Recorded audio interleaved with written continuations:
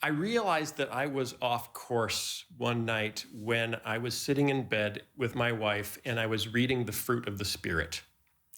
And I'm reading, peace, joy, love, patience, kindness. And I'm thinking, I don't have any of those. I am stressed, I am cranky, I am anxious, I am worried, and none of those are on the list. And I actually turned to my wife and said, I don't think I'm a Christian. Because if you're following Christ, if you're filled with the Spirit, these things are supposed to be coming out of you.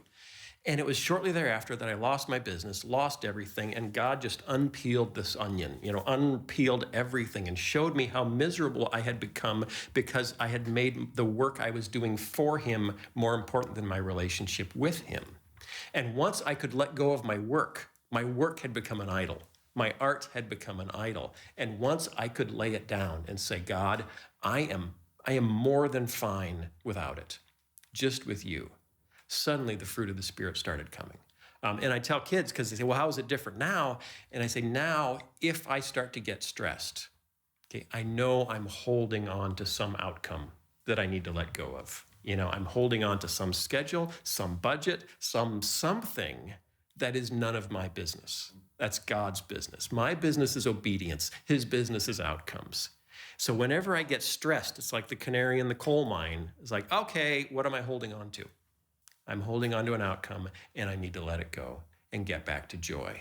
No one wants to follow a cranky Christian, ever. In the Greek, there's the fruit of the Spirit is love. And out of love, all these other things flow. Love, and then joy, peace, patience, kindness, goodness, faithfulness, gentleness, and self-control. The fruit of the Spirit is love. What's Paul say? If I can do this, but I have not love, I'm nothing. I know when someone is walking in the fruit of the Spirit, when you can just sense love coming out of them. They don't judge. They don't condemn. They see the best in people. They pull the gold out of people. The gifts of the Spirit, that's pretty interesting. And when you look at the gifts of the Spirit, they accompany power. And for me, what I'm learning at this part of my journey, the gifts of the Spirit are actually evidence that I'm walking in the fruit of the Spirit. It's very difficult to dissect because as I pray for people, I notice that the more I'm growing in love, which is the fruit of the Spirit, I actually am seeing more breakthrough with the gifts of the Spirit.